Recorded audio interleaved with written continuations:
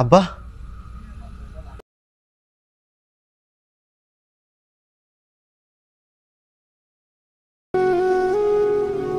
মিদুল, আব্বা তুমি আইছো?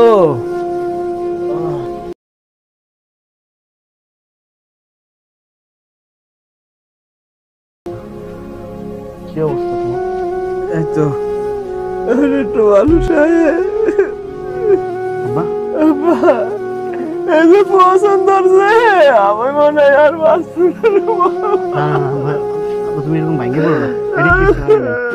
আরে এটা কোনো ব্যাপার না, আমি তোমার অনেক বড় ডাক্তার দেখাবো, তোমার কিছু হবে না। গম্ভীর খাজুর ভেজা, এটা থেকে মনে হয় ইনফেকশন হয়েছে। তুমি কান্নাকাটি করো না। জানি না কি হয়েছে, খাইছে খালি। সমস্যা নেই, আমি আইসে বসে রাত্রে আছি। ঘুমাতে পারি নিচ্ছ। থাক থাক থাক, সব ঠিক হয়ে যাবে। আমি তোমার বড় ডাক্তার দেখাবো, তুমি কি করো, শুয়ে পড়ো, আস্তে ঘুমাও। থাক কান্দি না, যে করে হোক আমি তোমার চিকিৎসা করাবো, যত টাকা এই লাগুক। থাক কান্দ না, ঘুমাও।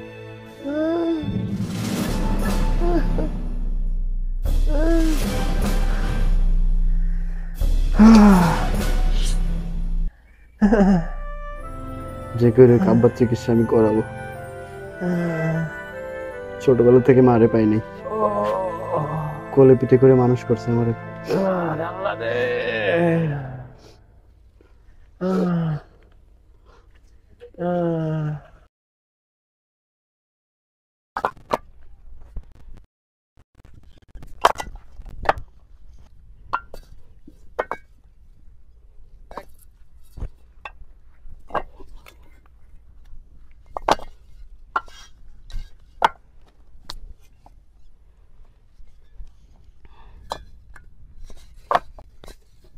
আসসালামু আলাইকুম কাকা, ভালো আছেন? ওয়ালাইকুম আসসালাম, ভালো আছো?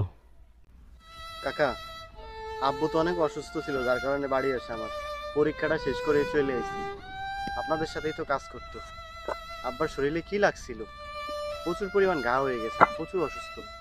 ডাক্তার দেখে গেছে 2 দিন এসে, কোনো কাজ হয় নাই। ওষুধ দিচ্ছে, তাতেও কোনো কাজ হয়নি। ভাই তো খুব ভালো লোক ছিল। হামিম ভাই আমরা একসাথে কাজ করছি।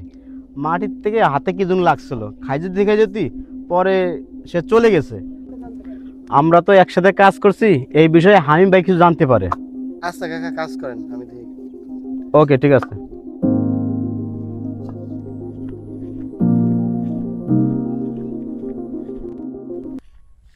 আসসালামু আলাইকুম ভাই, ভালো আছেন? ওয়ালাইকুম আসসালাম, ভালো আছো বাড়ি? আলহামদুলিল্লাহ, আপনি ভালো আছেন? এই তো।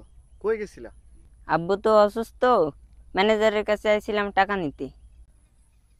হামিম কাকা অসুস্থ? আমার আব্বু তো অসুস্থ, কয়েকদিন ধরে ভুগতেছে। আমি তো পরীক্ষা দিয়েই চলে এসেছি। কি অবস্থা তোমার আব্বুর? আব্বু তো অনেক অসুস্থ, কোনো ডাক্তারের কাজ হয় না, হাত পা শুধু চুলকায়। ও, এই অবস্থা। আমার আব্বু তো ভীষণ অসুস্থ বাড়ি, সারাদিন শুধু চুলকায় চুলকায় ঘা করে ফেলছে। ডাক্তার দেখে গেছে, কিন্তু কোনো লাভ হয় নাই। আল্লাহর উপর ভরসা রাখো, হ্যাঁ, সব ঠিক হয়ে যাবে না। ঠিক আর আমি আছে, দেখি কি করা যায়, টেনশন করো না বাড়ি। ঠিক আছে। আচ্ছা।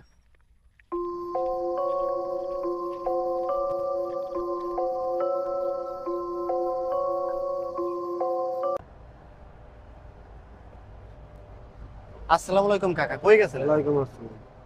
গেছিলাম তো তোকে বাড়ি। আমি তো আপনার কাছে গেছিলাম, আব্বার অবস্থা তো আমার একটা ভালো না, দেখছেন নাকি? হ্যাঁ দেখলাম। চাচা, আব্বারে কিরম দিয়েছিলেন? রাবারে তো দেখলাম, এই আমার কবিরাজের বয়সেও দেখিনি এই রোগ। রাব্বার যে রোগ হয়েছে, তুই চিন্তা করিস না, উপায় একটা আছে। তুই তো ছোট মানুষ, তোর মাত বাচ্চা ছেড়ে বলে দেবানি। চাচা, আব্বার তো কিছু হবে না চাচা। টেনশন করিস না, তোর মাত বাচ্চা গ্রামবাসীর বলে দিবি না, থাক। আসসালামু আলাইকুম চাচা। আমাদের গ্রামে তো বিশাল মহামারী আসছে, 2-1 রোগ আক্রান্ত। এখন এই গ্রামবাসী আমরা যারা আক্রান্ত হয়েছে, এই রোগের থেকে আমরা কিভাবে হেফাজতে থাকতে পারি, এর সুষ্ঠু সমাধান আপনি দেবেন। লাগবে এটা। আমি যেটুক জানতে পারছি, এই রোগের কোনো চিকিৎসা নাই। হ্যাঁ, তবে একটা উপায় আছে। চাচা তবে কি উপায় আছে আমাদের আপনি বলেন। আমার জানা মতে 7 সমুদ্র 13 নদী পার হয়ে একটা জঙ্গল আছে, ওই জঙ্গলে একটা পুরা বাড়ি আছে, ওই বাড়িতে একটা ফুল গাছ আছে, বছরে একবার ফুল ফোটে। সেই ফুলটা এনে ওটার রস খাওয়াইলে রোগী সম্পূর্ণ সুস্থ হয়ে যাবে। তবে এই ফুল আনতে গেলে জীবনের একটা ঝুঁকি আছে। এখন এই রিস্কটা কে নেবে যে পদে পদে বিপদ? এই ঝুঁকিটা কে নিয়ে গ্রামবাসীরে সবাইকে রক্ষা করতে পারবে? আছে এমন কেউ সাহসী ব্যক্তি?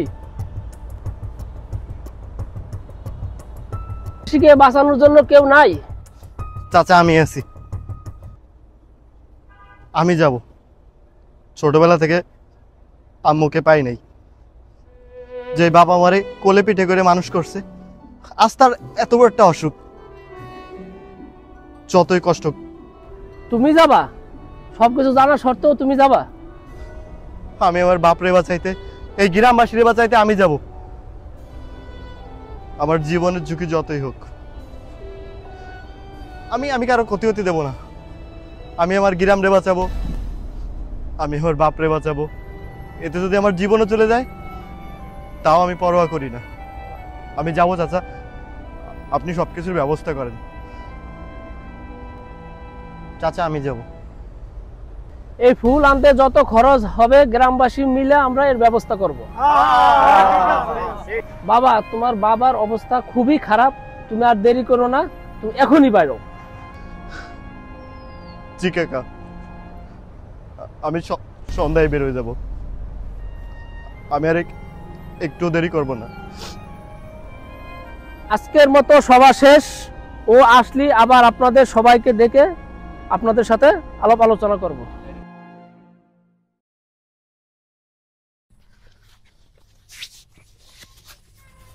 আব্বা, রায় তো যাচ্ছে, আমার দোয়া করে দাও। সাবধানে সাবধানে সাবধানে, আস্তে আস্তে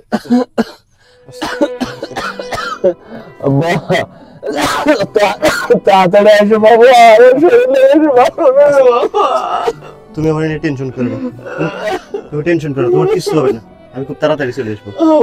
তাড়াতাড়ি এসো। যাও বাবা, তুমি টেনশন করো না, আমি খুব তাড়াতাড়ি চলে আসবো। আচ্ছা, ঠিক আছে? তাড়াতাড়ি এসো বাবা। আল্লাহ হাফেজ।